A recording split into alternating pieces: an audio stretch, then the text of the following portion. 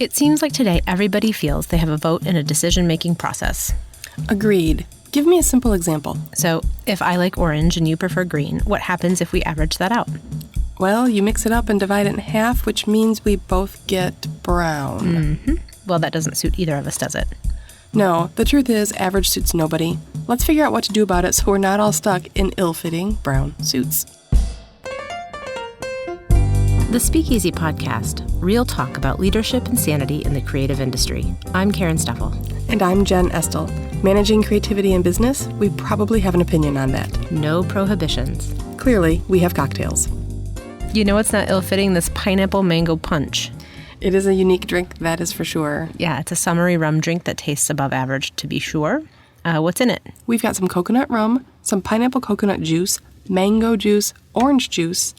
And check this out. It's supposed to have edible flowers and citrus rings for garnish, but we're in Michigan. The only edible flower we had in the garden was chives. So there you go. It's cute. It's cute as all get out, but it adds a spicy surprise that is definitely not average in this drink. It's not average at all. It's kind of fun. So it's really juicy. It really belongs by the pool. You know, this is a funny topic, Karen, because when we sat down to plan, we really had to talk about what we were talking about when it came to average. Yeah, we really struggled because we write down our topics, weeks in advance. And when we go back and look at our topics, it's like, what were we talking about or what were we thinking about when we said that? So my question was, what measuring stick are we using for average? What parts of our lives are we talking about? Is it us personally? Is it home? Like, what are we talking about here? Right, and what is average to you versus what is average to me? And so we landed on a lot of clothing metaphors. Yes. Because those of you who know us or have seen our photos know Karen is, what, 5-ish? 5-ish. Feet tall. And I'm 5'7"-ish. So, if an average pair of pants is not going to fit either of us, right? Right. And so average, the thing in the middle, made mathematically, almost doesn't work for anyone. Right. And so that's kind of what we're talking about today. And we decided that we needed to talk about that a little bit in terms of work and the kinds of things we do. Yes. And I think it comes out as a rant sometimes, but I think the off-the-rack, so let's continue using the pants, right? The off-the-rack version of what both of us do for a living is the commoditization of creative services. Right. So I can get a logo for $30. Yay! You sure can, on the internet, from someone who you've never met and who doesn't care one bit about your business process. And won't ask you about your objective. Right. Yeah, and the same with video. Yep, I can buy stock video in a heartbeat in less than 5 minutes, and it's cheap, cheap, cheap. Yep, absolutely. So what? So the thing about that is it's just average. And we talk about the commoditization of creative product, right? And the problem with that, if you are on the receiving end of, is bland. Things look bland and the same, and you just can't tell the difference.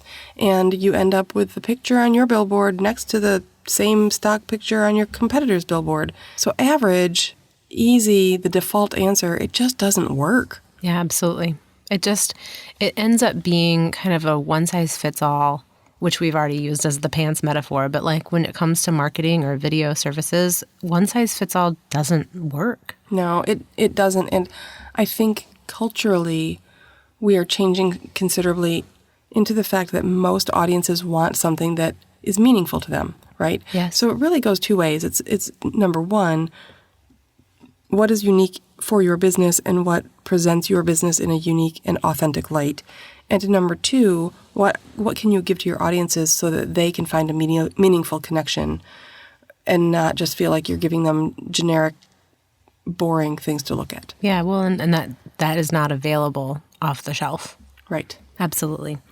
So what can take something from average to expert? So what is the difference then between the $30 logo and the redhead logo? That's where we got to the nip and tuck metaphor, right? Yep. So neither of us are the type of person who have custom made clothes or couture or anything like that. We definitely are off the rack buyers in our personal lives. But I think we've both experienced what happens if you take something to a good tailor. Right? Yeah, absolutely. I think we've both shared stories about, these pants fit fine, but once the dart was run, man, they actually looked really nice and they felt better. They were in the right spot. Right. So somebody who's about your size can wear those pants, but those were made exactly to to flatter you specifically. Yep.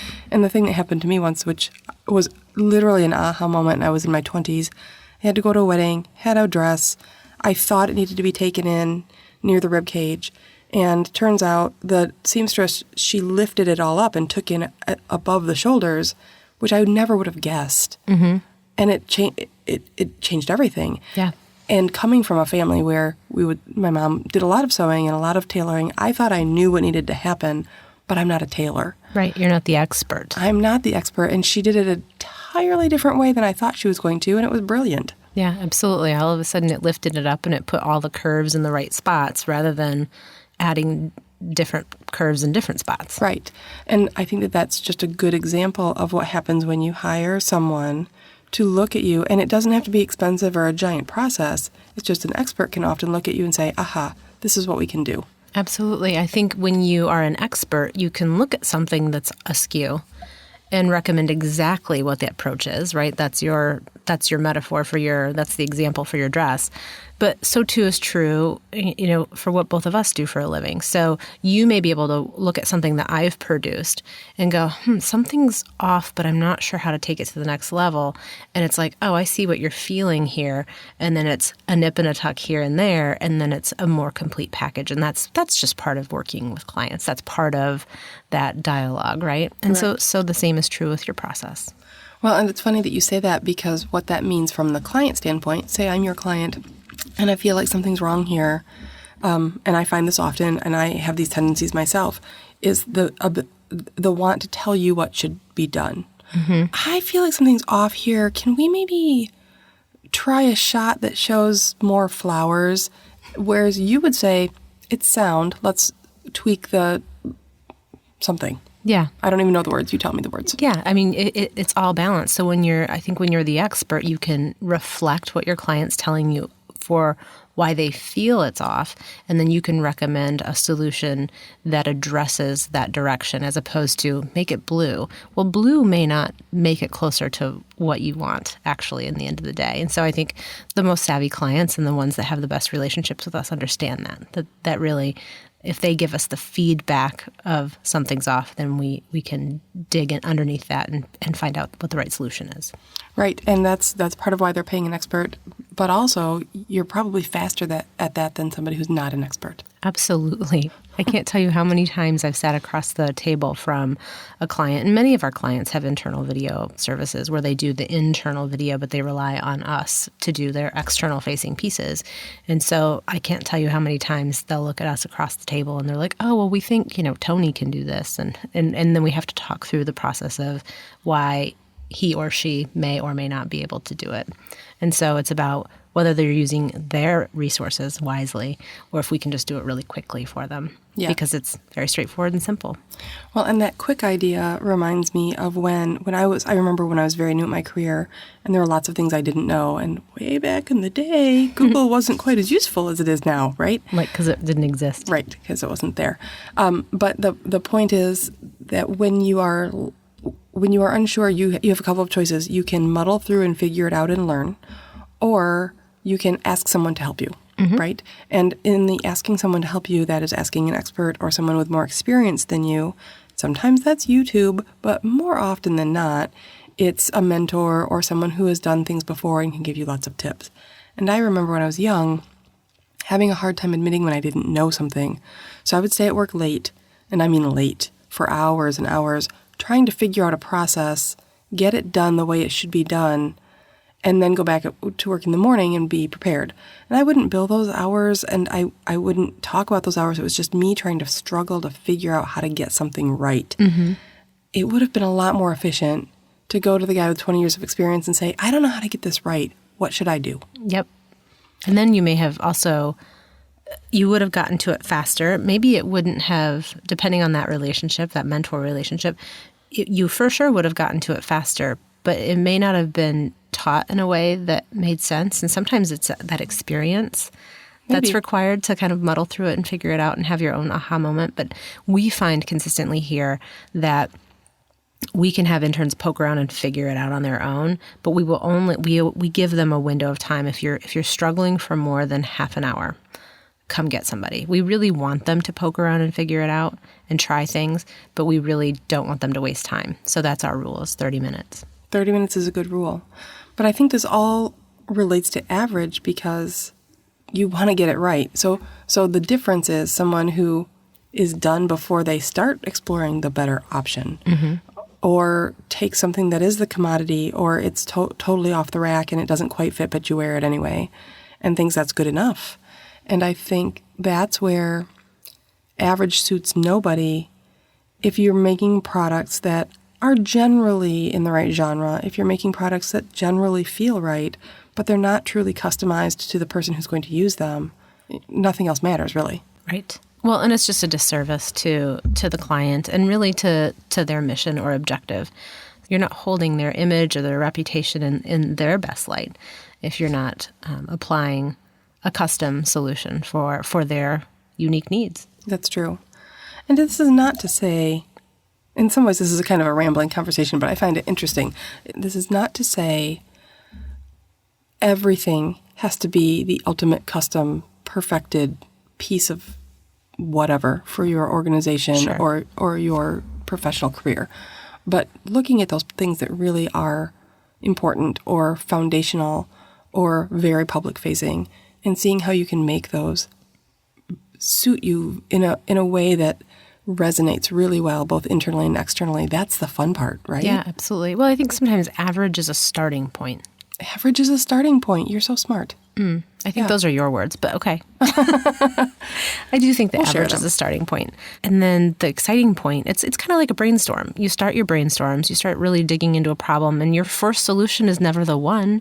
Never. And so when you find the solution and you go with the first one, that's average. Yeah. But when you have a really great creative team, you poke holes in it, you peel back the layers, you challenge. That's how you get to the actual solution that you start implementing.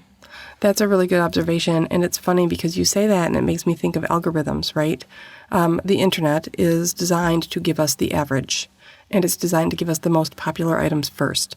And so with everything from looking at your Pinterest page to Googling some research, the first is usually the average. And sometimes that can suit you and get you your answer fast. But sometimes digging beyond that first solution lets you be innovative and creative. Yeah. How many people go past the first page? Who goes to the fourth O in Google? I know. Right? Let's go to the fourth O in Google when we're picking our next drink. That'll be fun. Ooh. Ooh. She said ooh with four O's. Google. I love that idea. I actually like going to the fourth O and the next time we do a random word generator conversation. Oh, that sounds like a lot of fun. Yeah, and I think sometimes Karen and I talk about these kinds of topics because we see it, and I'm sure some of our listeners see it as well. Either you're competing for work against someone who is sort of phoning it in, and that's hard and it's frustrating because the people who phone it in can do it really cheaply, but the product in the end suffers, and you know it's going to suffer because you have the experience to know. I think if you are on the client side or, in the enterprise level side, sometimes it's easy to go with average because it's hard to get consensus or breakthrough thinking in a large organization. So average is a very comfortable place. It seems affordable. It's comfortable. We call that the watered down version. The watered down version. When there's a lot of consensus to creative solution. Right. Because if on the client side. If you want a crisp glass of water and I want a shot of whiskey and we mix that down, neither of us get what we want. That's for sure. Although a little water and whiskey can be useful. But it's average. It's neither thirst-quenching nor boozy. Right. Who wants that? No. One or the other, damn it. 2 glasses, please. Oh, man. We always somehow bring it back to the booze. That's right. Well, speaking of which, this pineapple mango punch has been really, really fun. It's true. And, I've never thought of I love my chives, and I love that little purple Dr. Seuss-looking bloom that they have. I mean, it's just Seussian. Isn't it? It's so charming. It's like a truffula tree. It is like a truffula tree. And so it's fun to have one in a drink, even if I would have never in a million years thought to put a chive with a mango juice. So it's unique and it's interesting. Average doesn't suit us in these cocktails. We can't just have an average cocktail. At least not today. Not today. I want to hear from our listeners because not everybody we know who listens is in creative services. And I know that average suits nobody applies across all industries. We have lots of listeners who have reached out to us, and male and female alike, and have told us what industries they're in. So we know that average suits nobody fits outside of creative services. And I want to hear from some of those folks and how that touches their professional lives as well. Yeah, and I would love to see if somebody has a great tactic for how to get past the average when it becomes a roadblock. You know, because that's something we can all use. If you've got great tactics for getting past it in your own work life, let us know, because we can always borrow those tactics from you. You can find us on Twitter, Facebook, and Instagram at Easy Underground, or on our website, thespeakeasypodcast.com. We know employees dread employee reviews. But I'm pretty sure it's widely accepted that employers and bosses dislike them as well. We've both recently been through ours, and the modifications we've made along the way have taken a little bit of the hand-wringing out of them. Join us next time to talk about some of the tactics we use to keep the meetings stress-free. Thanks for listening. Cheers.